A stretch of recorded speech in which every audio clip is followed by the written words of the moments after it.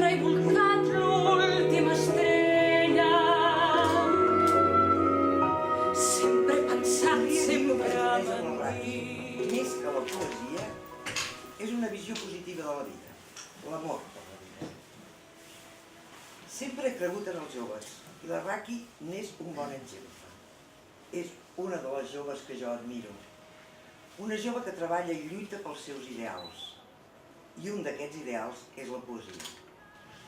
Papers sols en la història i escrits en el cor, sense tinta ni carbó. Acariciant la ment d'una poeta enamorada i el món de la sinceritat. Descrivint la bellesa amb els mots amagats, entre matolls de llàgrimes. Ella i la seva soledat, juntes van construir un llibre de versos sense sentit, i amb melange, anhel, dolor, patiment, una ànima vagabunda, caminant a la riba de les seves estimades. Bé, fa 11 anys que escric versos, començant en castellà des de fa 10 anys i des de fa aproximadament 10 mesos en català.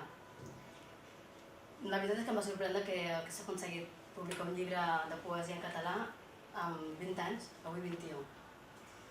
Fa poc em van preguntar, què és el que et motiva a escriure poesia? I la meva resposta va ser bastant difícil, però bueno. Què és poesia?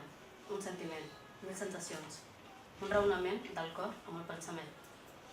És l'esclat d'una memòria, de records en uns versos, escasses de paraules, amb la senzillesa d'una bellesa quasi sobrenatural.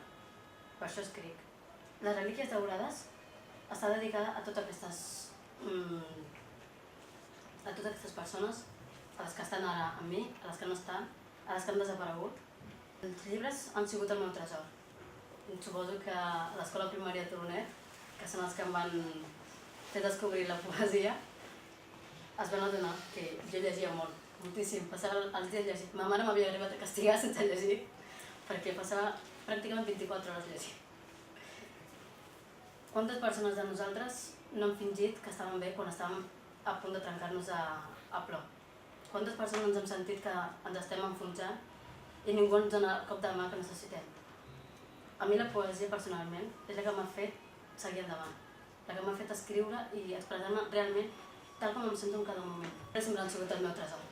Realment han sigut el suport que he necessitat quan no ho he trobat a la vida real, ho he trobat en la fictícia, en la literatura. I a través dels personatges he arribat a aconseguir a créixer com a persona, a opinar per mi mateixa sense dependre de moltes altres situacions.